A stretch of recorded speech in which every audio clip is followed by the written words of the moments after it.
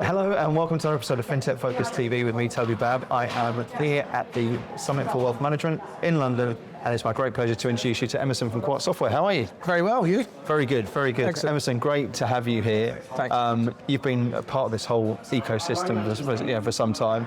I know you've been here at the Summit for Asset Management beforehand. That's right, a few weeks ago. On stage and talking there too. You're here at the Summit for Wealth Management as one of the sponsors. First and foremost, tell us a little bit about yourself and about Quark. Yeah, so myself, I'm VP Global Marketing for Quark. So Quark specialises in helping companies automate the production of their highly regulated documentation.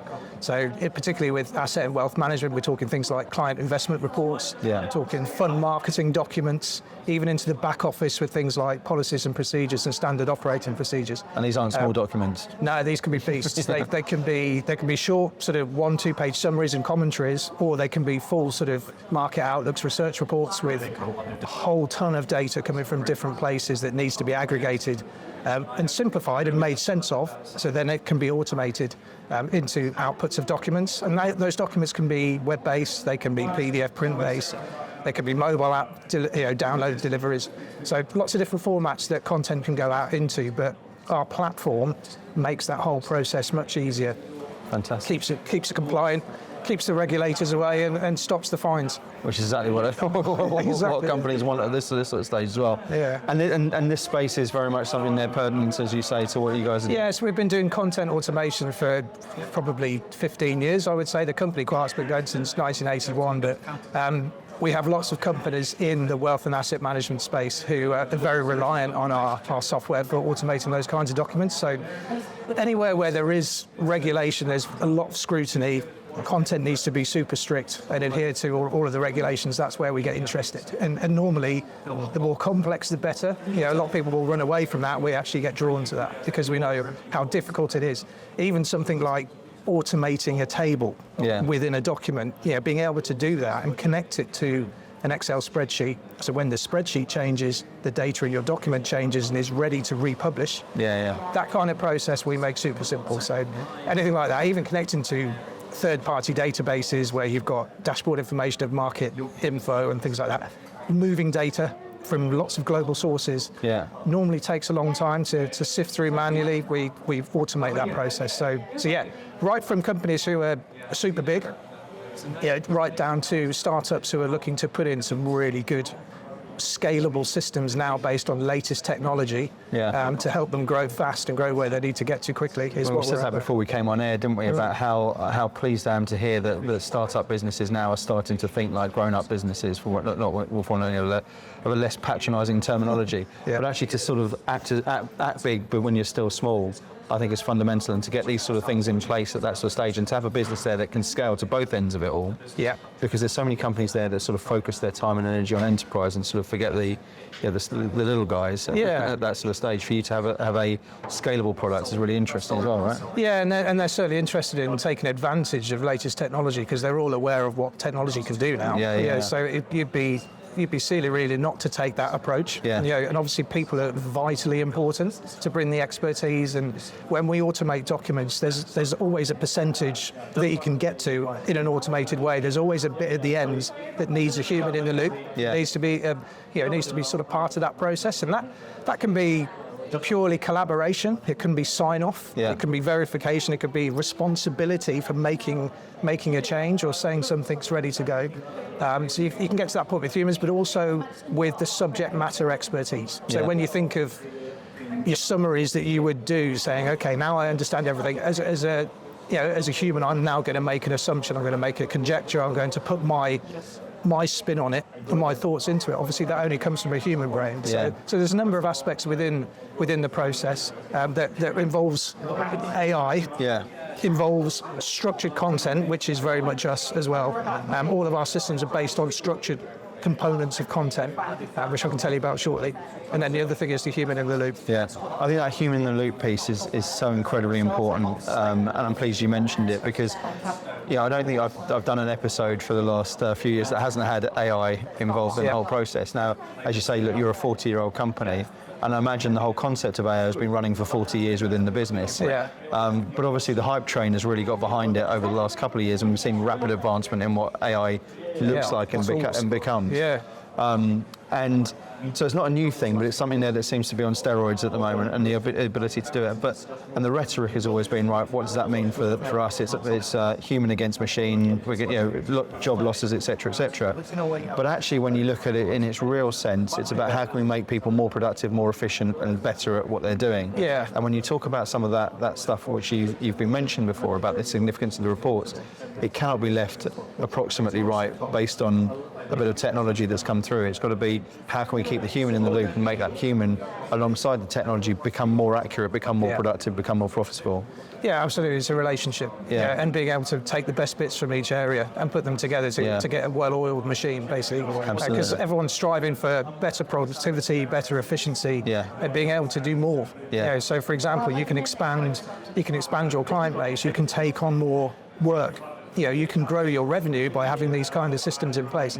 And this is a concept is nothing new. I mean, in IT, this has been happening every cycle. Yeah. So if you think back to the year 2000, the millennium days, when everyone was going to worry that their systems were going to collapse, that was an ERP revolution. That was a CRM revolution, where things that you used to do, even going back to mail merge, sending documents in the post to people, as pieces of paper, suddenly became an email marketing system where, what are we going to do? Nobody's It's taking me back to the first 5 years of my career on both of those. Right, yeah. So if you think of that, we're kind of at a similar place at the moment with AI, where it's just the next generation of new tools, which will normalise and become regular menu options very quickly. And some of them already have. If you think of generative AI now, just being able to summarise, make changes, pilots, things like that, they're already normalising. So again, it's just resetting, allocating your resources into the right places and getting your systems ready for the next wave of growth and scalability. But automation ultimately is what people are striving for. And look, you've been here today, you were here at the Summit for Asset Management as well.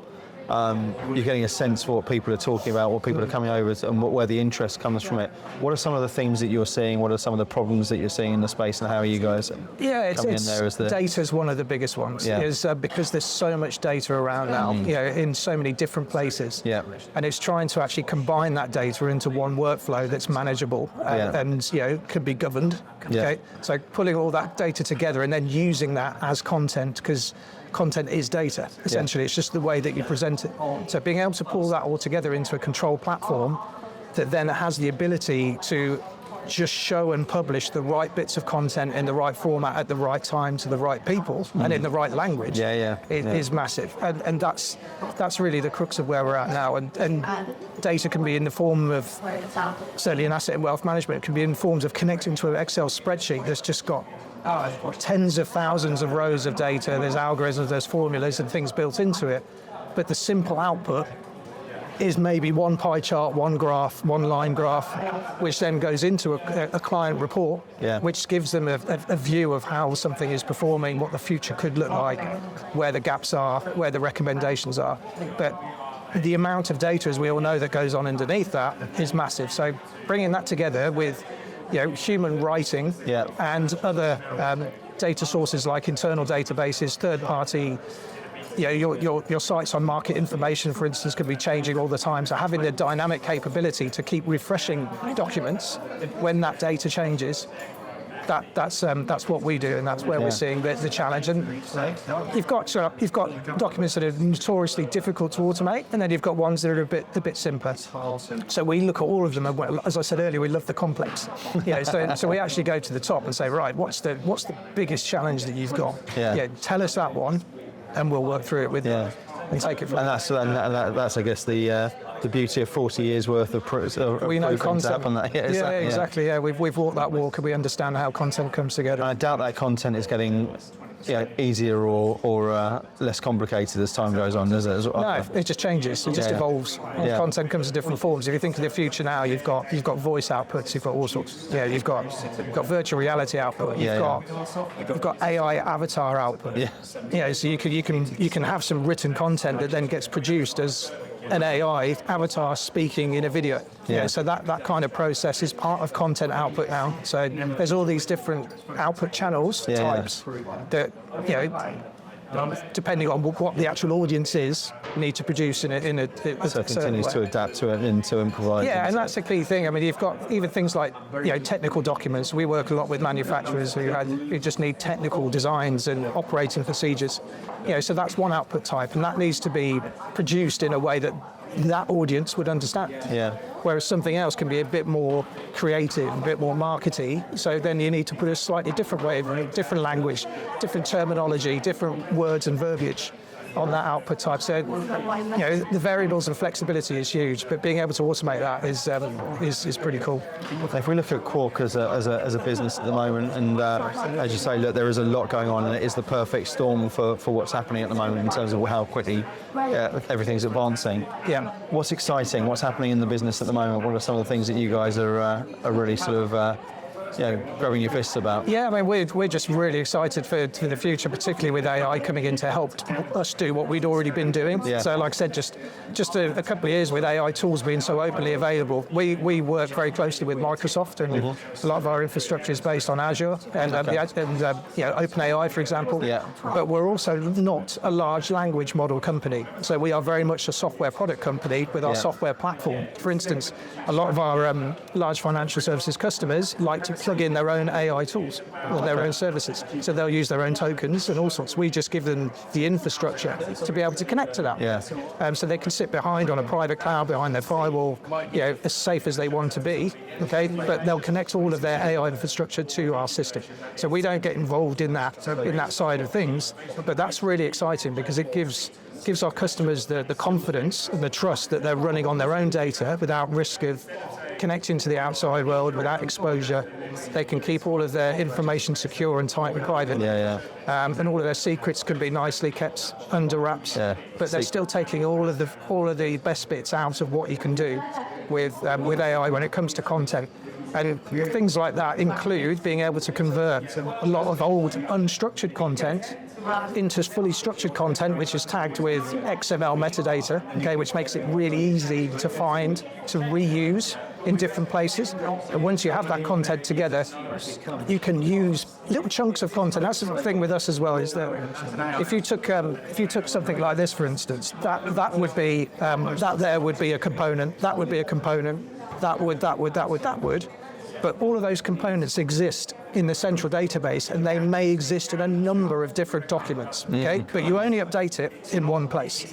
So if I wanted to change that there, I would change it, save it, start a validation process to approve it, and then all of the tens, hundreds, thousands of documents that component exists in would automatically get updated. So when you think of that on a huge scale, with all the data constantly moving, when you're only updating it in one place and you're automatically updating potentially thousands of documents for lots of different people, all with personalised reach, it's a huge product. And that's the kind of stuff that gets us excited, because we know we've got the infrastructure to do it. I think it's so important, isn't it? Because I think there's so much tech that's there for tech's sake, but when you're talking about stuff there that has to do what it says on the what's technology there to do, to make things easier, or to speed things up, or to increase quality, or wherever it goes like that, which has to have an impact on productivity.